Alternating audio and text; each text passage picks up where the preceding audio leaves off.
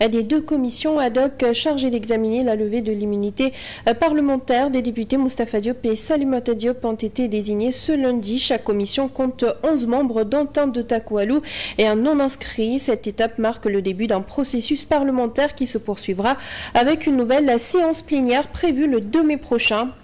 Et puis, situation de la presse au Sénégal, surtout suite à la décision du ministère de l'Intérieur portant arrêt immédiat de la diffusion et la publication de certains médias. Le CEDEPS voit en cette dernière une violation de la loi. La réaction de Mamadou Ibra Kane à suivre dans ce journal. Et enfin, la page sport mettra un terme à ce journal. Nous y parlerons notamment de basketball et de football. Voilà tout pour l'essentiel des titres. Le développement, c'est tout de suite.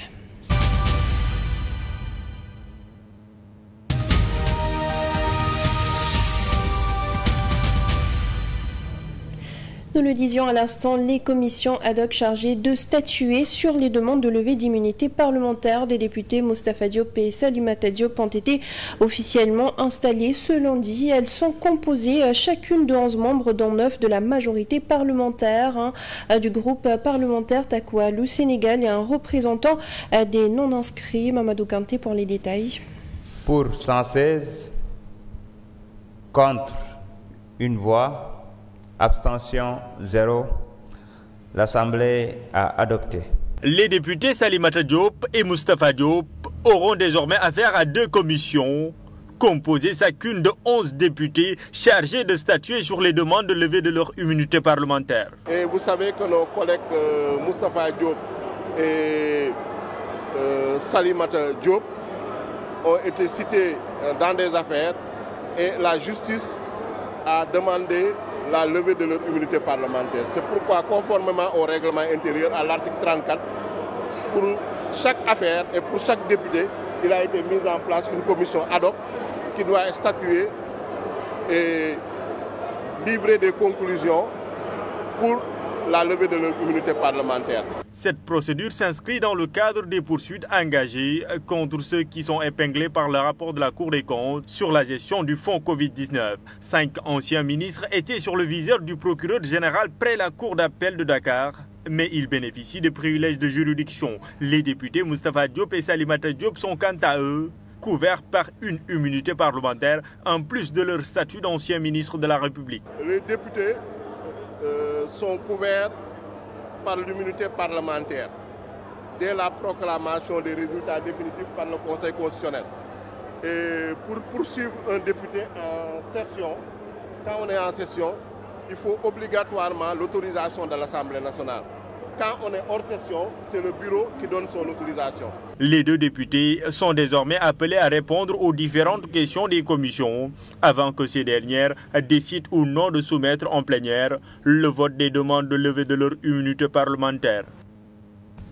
Toujours ce lundi, du côté du Conseil constitutionnel, la cérémonie officielle d'installation de Mohamedou Bachir Seye est prévue pour aujourd'hui. Sa nomination qui vient combler le siège laissé vacant par Mohamedou Diawara, dont le mandat a pris fin en décembre 2024. Elle intervient bien sûr dans une période particulièrement marquée par le décès du président de l'institution. C'était le 10 avril dernier.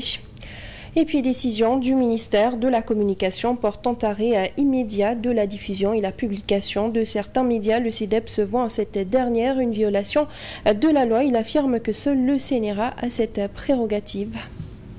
Oui, mais vous savez que depuis l'avènement de la troisième alternance politique, le nouveau régime passe outre la loi.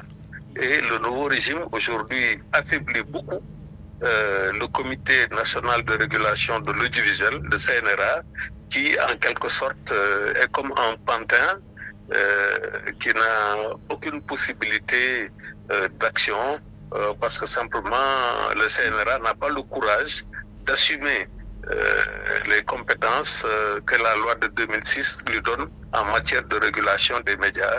Aujourd'hui, les fonctions du CNRA sont en quelque sorte remplies par le ministre de la Communication lui-même. 8e congrès ordinaire de l'Union démocratique des travailleurs du Sénégal. Le thème cette année a été l'UDTS face aux défis de l'avenir du travail décent. Mariama Diallo, à l'occasion, a été reconduite à la tête de l'organisation. Sous la présence effective de plusieurs coalitions syndicales, l'Union démocratique des travailleurs du Sénégal a tenu son 8e congrès ordinaire, marqué par la reconduction de Mariama Diallo au poste de secrétaire général. Ce renouvellement de confiance vient saluer les efforts qu'elle a consacrés à la promotion de la dignité du travailleur. Au moins 9 syndicats sont venus vers nous. On n'avait pas de Jakarta, des motos Jakarta, mais ils sont venus vers nous s'affilier. Il y a aussi les taxis urbains, il y a les enseignants, il y a la santé, il y a l'agroalimentaire. Placé sous le thème « L'UDTS face aux défis de l'avenir du travail décent ». Ce congrès a été l'occasion pour les syndicalistes d'affirmer leur volonté de revenir aux fondamentaux du mouvement syndical, tout en restant tournés vers un futur porteur de revendications sociales et d'importantes mutations. Au niveau du Sénégal, presque c'est 9% seulement qui sont syndiqués.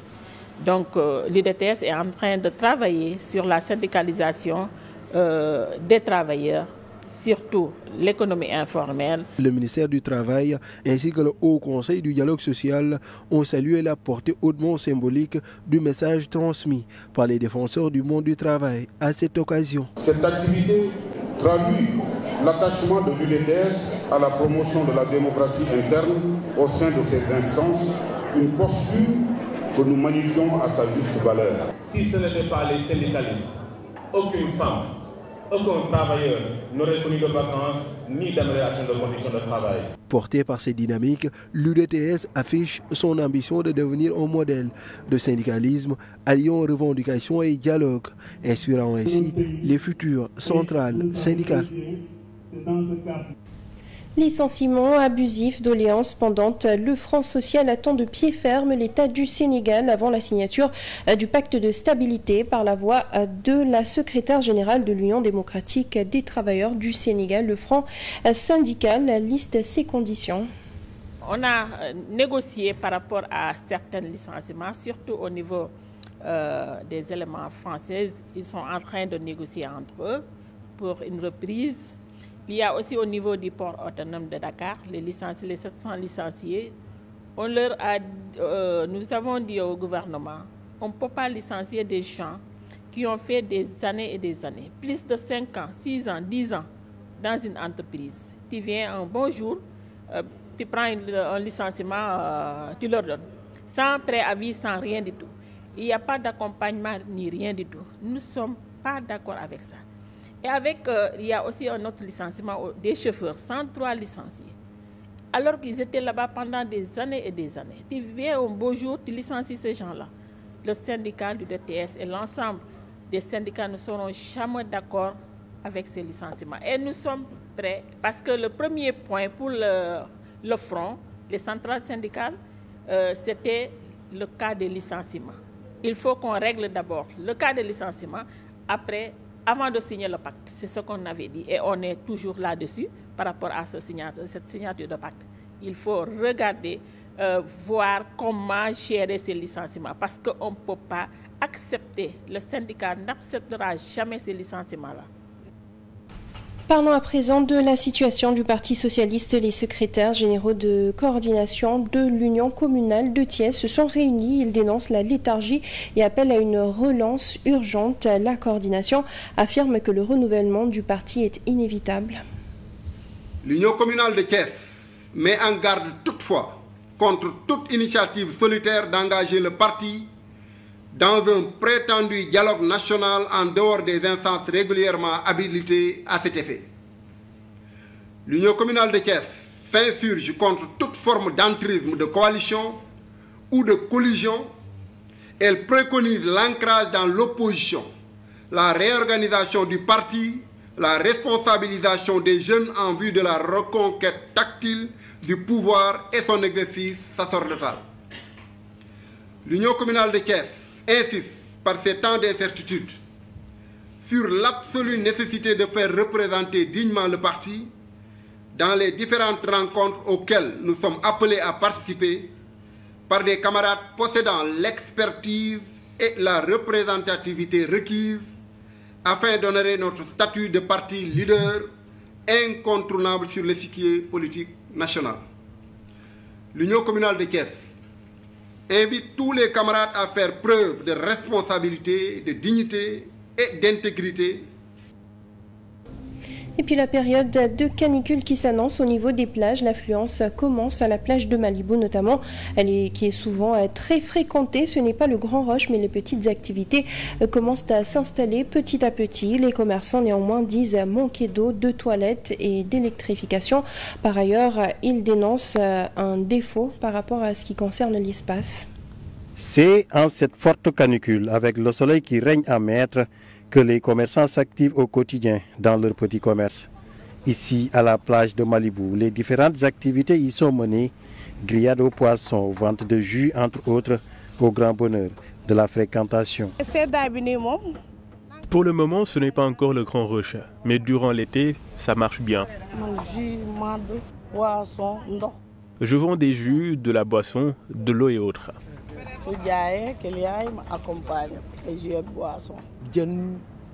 Moi, je vends des poissons, des gambas, de la boisson, de l'eau, tout ce qui pourrait intéresser les clients.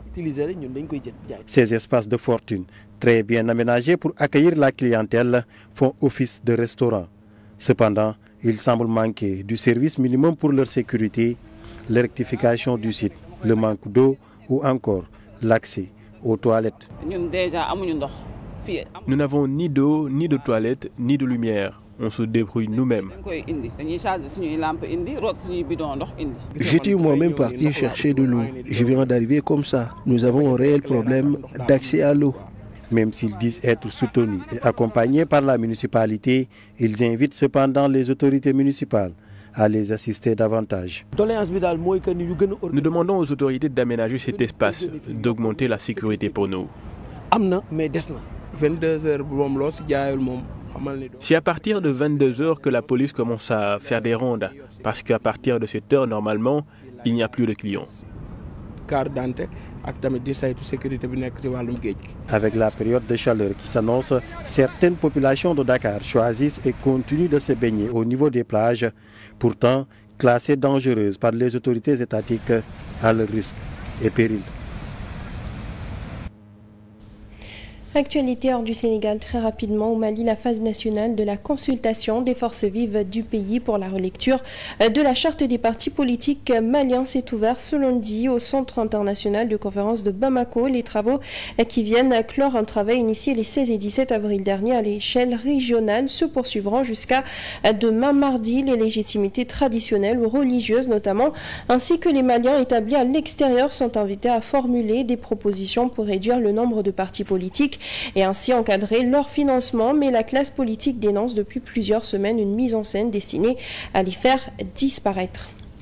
On se part à présent Basketball Africa League. Creole Star du Cap-Vert a battu l'AS Ville de Dakar sur le score de 66-63 ce dimanche au bout d'un match âprement disputé, comptant pour le tournoi de la conférence Sahara qui se joue à Dakar Arena de Diamniadio. Défaite lors de sa première sortie à la balle, l'équipe de Creole Star est venue dimanche sur le parquet de Dakar Arena avec des arguments pour se faire racheter de son faux pas de débutant. Très engagé, les Cap-Verdiens ont donné du fil à retordre aux champions du Sénégal avec une bonne organisation défensive. Prochaine sortie pour la SVD mardi face au champion en titre, le Petro Luanda, qui a perdu son second match face à l'US Monastir. La parole au spécialiste du domaine, le coach Ousmane Diallo, salue la prestation livrée par les deux équipes. Selon lui, la SVD aurait pu l'emporter avec un peu plus d'adresse. Le haut niveau se joue dans les détails près, dit-il. Il était l'invité de Sport sur 7. Il faut le dire, de très bon niveau des deux côtés. Ça s'est joué jusqu'au bout. Ville de Dakar a gagné le premier quart-temps et le quatrième quart-temps. Ils ont perdu le deuxième quart-temps et le troisième quart-temps. Et c'est là où il y a la différence. Il n'y avait pas l'adresse, la réussite n'était pas à jour. Deuxième chose, on a trop donné de tirs ouverts à l'adversaire. On a encaissé beaucoup de 3 points, bien qu'ils n'avaient pas de réussite à 80%. Mais on a encaissé beaucoup de paniers de 3 points. Maintenant, sur le plan défensif, c'est ça. Ce qu'on a fait au quatrième quart-temps, c'est-à-dire l'agressivité défensive qu'on a mis au quatrième quart-temps, c'est ça qu'il fallait démarrer depuis le début pour pouvoir gagner des ballons, pour pouvoir avoir du jeu rapide. Parce qu'on a insisté sur l'adresse, sur le tir. On n'a pas eu de réussite sur le tir. Or qu'on pouvait avoir du jeu rapide et du jeu l'intérieur. Mais c'est des choses qui arrivent. Prochain rendez-vous pour la ville de Dakar, le Petro Luanda, champion en titre qui a perdu son second match face à Monastir. Pour Thomas Ndiaye, il faudra faire preuve de beaucoup de solidité et de jeu rapide pour faire la différence. La ville de Dakar a les moyens d'aller chercher cette équipe selon lui. Mais aussi les autres équipes sont là pour gagner. C'est pas, vous voyez, ils ont des joueurs expérimentés, des joueurs qui ont joué aussi 4 à 5 balles, à savoir Solo Diabaté, quand il est là, voilà. Donc, l'option qui est là, c'est-à-dire la ville de Dakar contre Petro de Luanda doit jouer rapide. Mais le Petro de Luanda, si vous voyez leur défense, il joue trop tassé. Au premier coup, il court en contre-attaque. Il court. C'est une équipe qui court beaucoup. Regardez leur jeu. Quand ils jouent en premier et deuxième quart-temps, à chaque fois, ils essaient de se défaire pour qu'au troisième et quatrième quart-temps, qu'ils soient posés pour pouvoir jouer leur jeu. Maintenant, la ville de Dakar ne doit pas entrer sur ce piège. C'est quoi? De ne pas donner à l'adversaire de les battre en premier ou en deuxième quart-temps.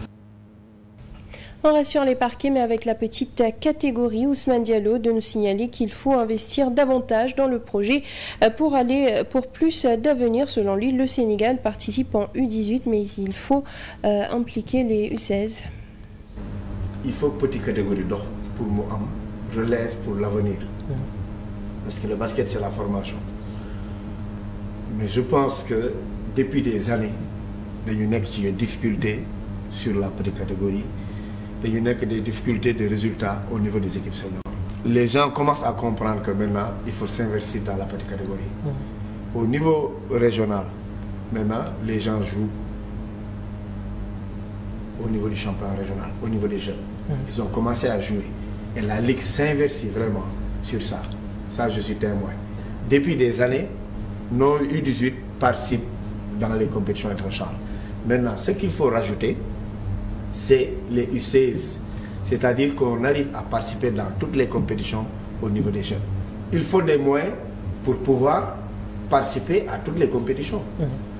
Est-ce que l'État prend en charge la compétition des jeunes comme il assure la compétition des équipes seniors? C'est un problème, on le sait.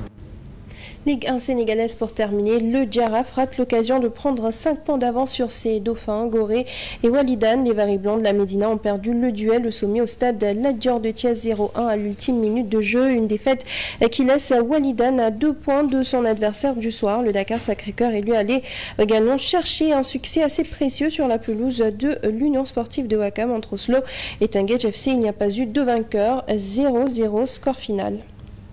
Et sur ce, nous passons tout de suite à la revue de presse. Bonjour, les journaux font état de la convocation d'Amadou Sall, le fils de l'ancien chef de l'État Macky Sall. Il est attendu au parquet financier, selon l'observateur qui nous plonge dans les secrets de convocation. Il lui est reproché de bons de caisse de 10 milliards et le compte de NCA Bank de la société Woodside Investment Limited. Le journal fait état de la convocation d'Ismaïla Madior Fall sur le contrat de datation de paiement sur 9430 m² TF1-GW pour la construction de centres d'accueil pour enfants et de centres de surveillance pour bracelets électroniques. Et il m'avait réclamé 200 millions, a déclaré Cheikh Gueye de la société Technologie Consulting.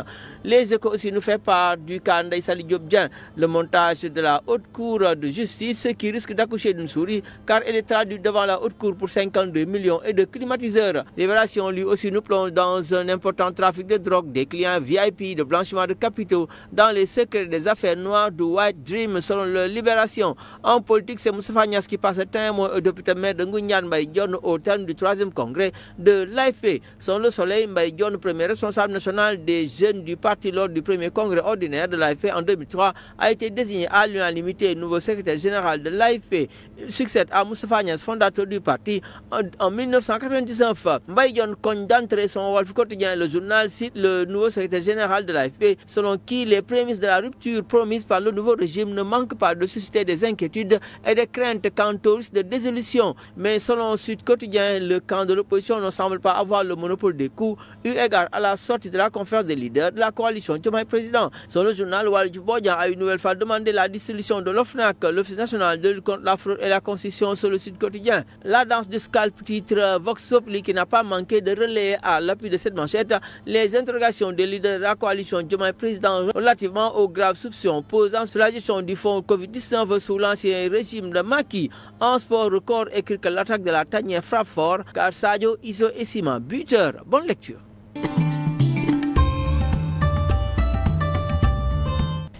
C'est la fin de ce journal. Merci à vous de l'avoir suivi. À 14h, comme toujours, vous avez le Wolof. Merci, bonne suite de programme sur la 7 TV.